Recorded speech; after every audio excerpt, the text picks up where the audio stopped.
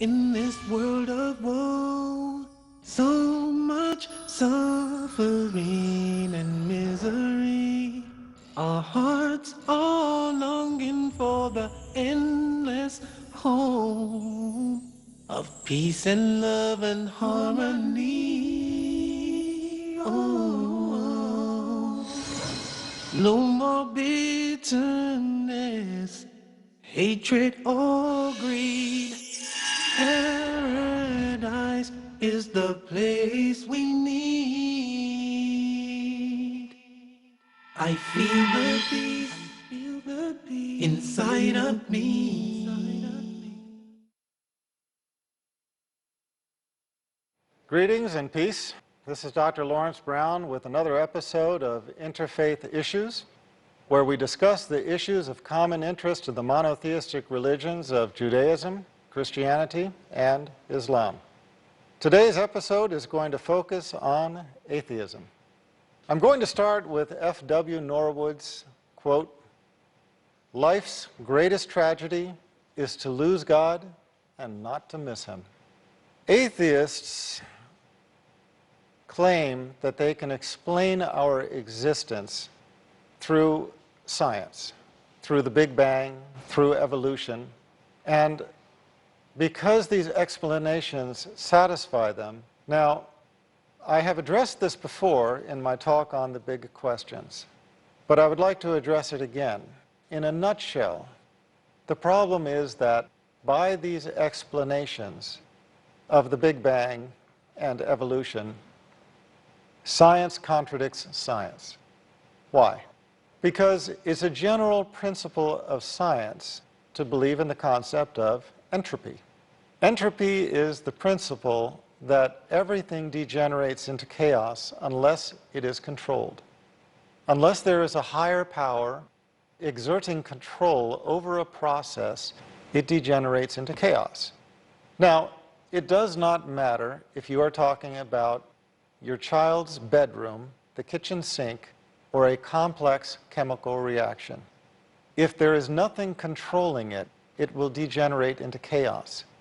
If nobody picks up the child's bedroom, it will become a mess.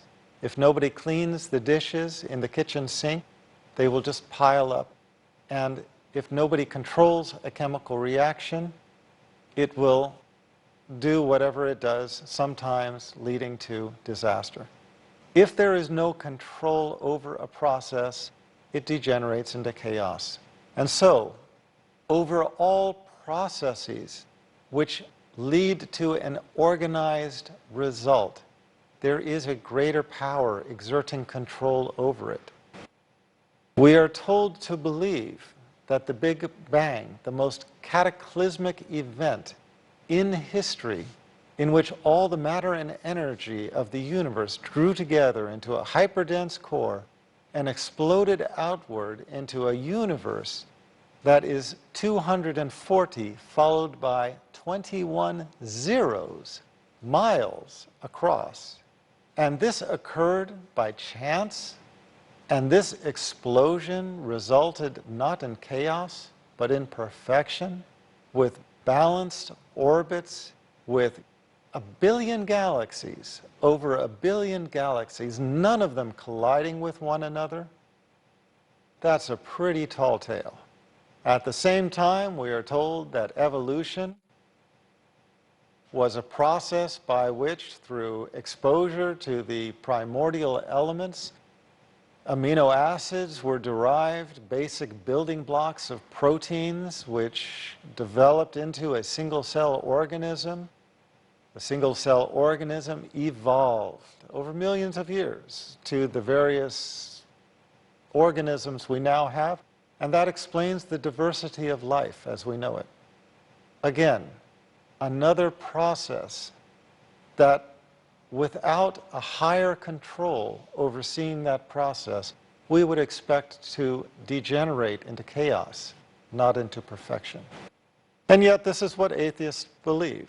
The cataclysmic event of the Big Bang, the millions of years of uncontrolled random evolution, led not to chaos, but to perfection. That is pretty unbelievable. It is for that reason that many scientists in recent years have disavowed the concept of evolution and have attached the label intelligent design, a conclusion that none of this could have happened without being overseen by a greater power. Now, there are other issues. For example, evolution or natural selection can explain the diversity of species. It can explain why horses 1,000,000 years ago were this tall and now they are that tall. It can explain where the dinosaurs came from and where they went to. It can explain many things.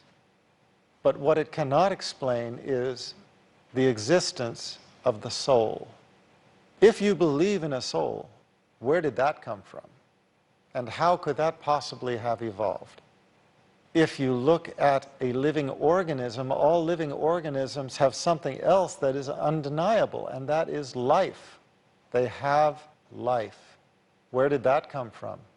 When an organism dies, when an animal dies, the organs are frequently still functioning. Brain death is not always instantaneous. If the organs are still functioning, why is the body dead? Where did the life go to? And where did it come from? We as human beings can transplant almost every organ in the body. We can assemble a Frankenstein-like creature, but nobody can give it life. Not all the scientists in the world can assemble the wing of a gnat. We cannot assemble the smallest organism in creation and give it life. Where did that come from? So the theory of evolution can explain many things, but there are also some quintessential elements to life that it cannot explain. Having said that, there's the old and famous quote that there are no atheists in a foxhole, meaning that everybody at some point in their life enters a period of panic, a period where, for whatever reason, they are thrown into panic and desperation. And at those moments, you never find anybody calling upon anything except for their Creator. Oh God, help me. Oh God, this, oh God, that. But it is always, oh God, even from the lips of an atheist. The English poet, Elizabeth Browning, in The Cry of the Human, had two very beautiful lines. And lips say, God be pitiful, who ne'er said, God be praised. There will come a time when all of mankind stands on the day of judgment, and those who never praised God will ask God to be merciful. They never praised God, but they will ask God to be merciful. How do they expect mercy from a God they never recognized and never worshiped? The prayer of a skeptic is a good starting place. Those of you who know my conversion story, how I became religious, know that it started with the prayer of the skeptic. I didn't know this prayer had a name at that time. The prayer I prayed was, oh God, if you are there. I didn't even know. I was an atheist. Many people think that I was a Christian, and I came to Islam through Christianity. That was never the case. I was an atheist who became religious, searched for the truth, could not find it in Christianity, but who did find it in Islam. I was the atheist who prayed, oh God, if you are there, because I didn't know. But I did make the prayer. Oh God, if you are there, help me and guide me. And I promised that if God guided me to the religion that was most pleasing to Him, that I would follow. And that is a prayer anybody can pray. Call upon our Creator in just that way. Our Creator, if you are there, guide me and I will follow. So, we look to the past. We find some famous people speaking on this subject. Francis Bacon, quote, I had rather believe all the fables and the legend and the Talmud and the Al-Quran, then that this universal frame is without a mind, stating that he would rather believe everything in all of the books of Scripture than to believe that this vast creation is without a creator. He went on to comment, God never wrought miracle to convince atheism because his ordinary works convince it. The more a person learns about the creation and the intricacies of life, the intricacies of organisms, the more they realize that this could not have happened by happenstance. Again, if we turned the processes of evolution loose, how can we expect them to lead to perfection rather than to chaos? We look at a building, we know that there's an architect. We look at a sculpture, we know that there is a sculptor. We look at a painting, we know that there is a painter. Why is it that when we look at creation, we do not recognize that there is a creator? Well, many people fail to make sense of certain aspects of this life which they perceive as being ungodly. They say, oh, how could there be a God if such and such a tragedy happened? But who are we to question the methodology of our Creator? Yes, there are some babies who die. Then again, there's the old saying, those who God loves die young. Can anybody make sense of that? I can. Makes sense to me. If any human being who was able to cognitively understand the question was asked, what would you prefer now, to continue on in this life or go directly to paradise this instant? And if they understood what paradise entails and what remaining upon this life entails, they would instantly close on the offer. So, can I understand the death of a young person, tragic as it might be? In my viewpoint, that is not a death. It's a transition to the next life, the next existence, which if it is paradise, only a fool would refuse it. If it is hellfire, only a fool would rush toward it. Now we're going to take a short break. Please stay tuned. We'll be right back. Paradise is the place. Paradise is the place we need. Welcome back. This is Dr. Laurence Brown continuing this episode of Interfaith Issues. We're discussing atheism, and we left off with speaking about the fact that there are many issues that atheists raise to say, how can this tragedy happen and there still be a God? And I was just pointing out that not all tragedies are necessarily a tragedy for the individual. The young person who dies and goes to paradise, if they were asked from paradise whether it was a tragedy that they transitioned from worldly life to paradise, they would be sure to say no. It was not a tragedy. For them, it was a blessing. So it all is a matter of perspective.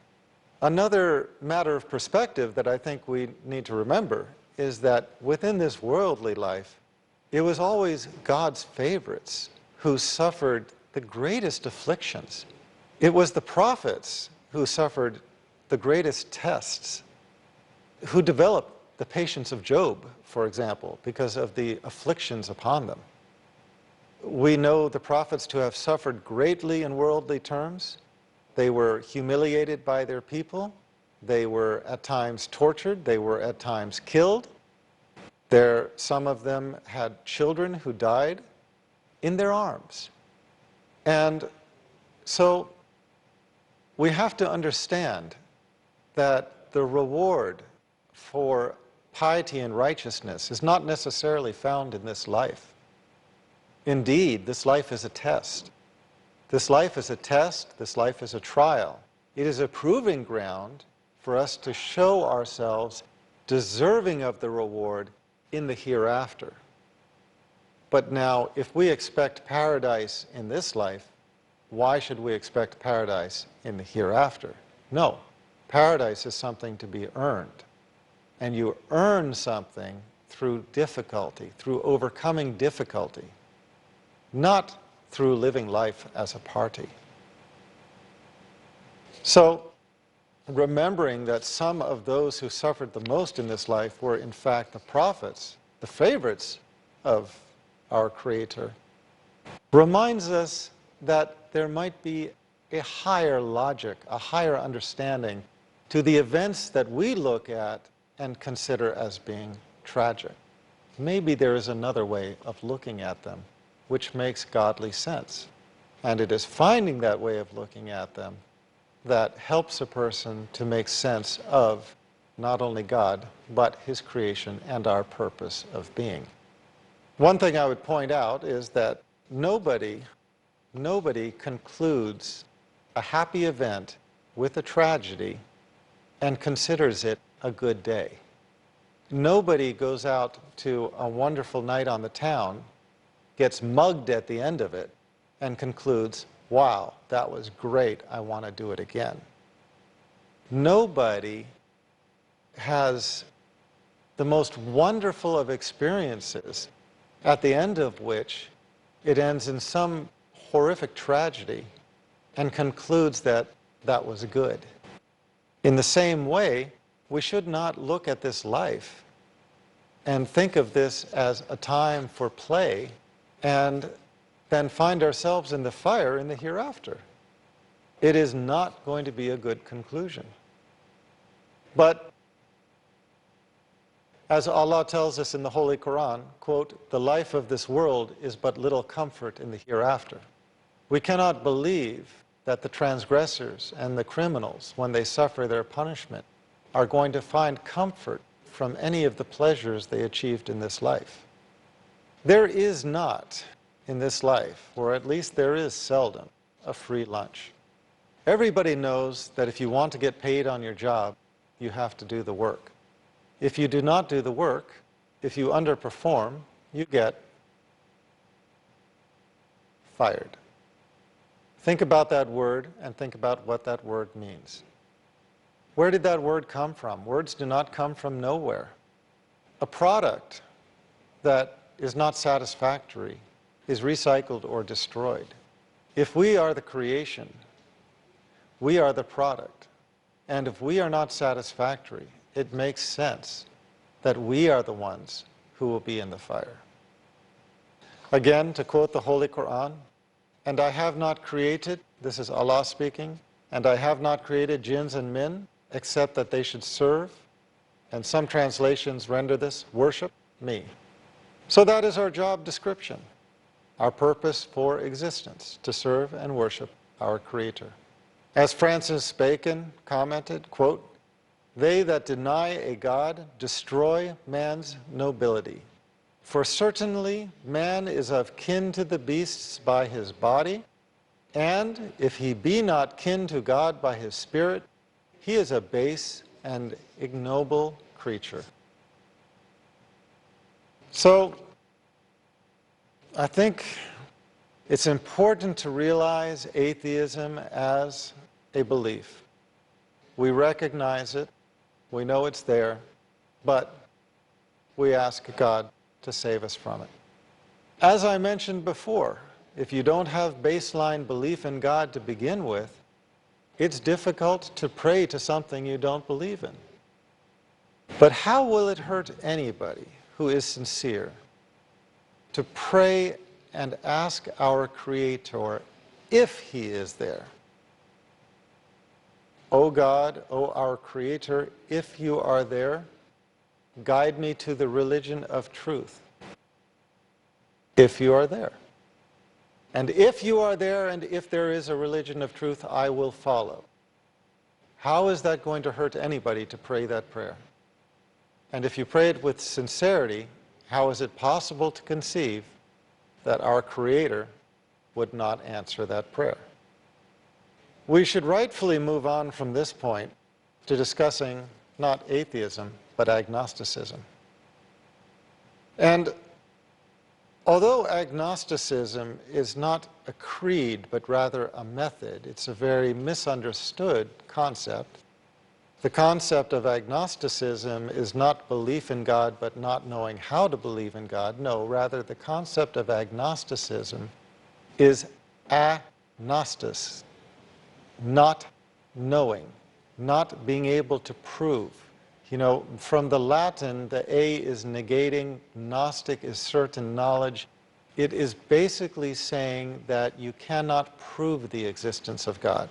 By this definition, which is not the dictionary definition, but it's the definition according to Thomas Huxley, the one who originated the term, by this definition, a person can be Christian, a person can be Jewish, a person can be Muslim, and still be agnostic in the sense that they recognize God, they believe in God, they serve and worship God, but they do not believe that they can prove the existence of God to another. That is something that has to come from God himself. What brings certainty of God's existence into a person's heart and into a person's mind? Well, religious knowledge is not like other knowledge. It's not purely academic. It is as much a matter of the heart as it is of the intellect. But to have true certainty in religion, that only comes from one place. That is a gift from our Creator. So a person can claim to be atheist, a person can claim to be agnostic and to find those ideologies satisfying. But look, there are many things in life. There are many things in life that are not provable. Gravity. Well, you can drop something and you can find it is still working, but you can't see gravity. By definition, you can't see a black hole, although you can see the evidence that points to its existence. You cannot prove your hunger drive. You cannot prove your headache. You can show the symptoms of it, but you cannot prove it. We arrive at the belief in gravity, entropy, black holes, our emotions, our feelings, and so on, because we either experience them directly or because the overwhelming evidence points to them. And in the same way, I would suggest that the overwhelming evidence points to the existence of a creator. A Bedouin once asked why he believes in God. And he just answered simply, you know, if I see hoof prints, I know that there has been a sheep or a goat. If I see camel footprints, I know there has been a camel. And if I see footprints, I know there has been a human being. And if I look at creation, I know that there is a creator. Well, for those who are uncertain, don't try to solve it yourself. Don't agonize over it. Pray for our Creator to solve it for you. Again, oh God, if you are there.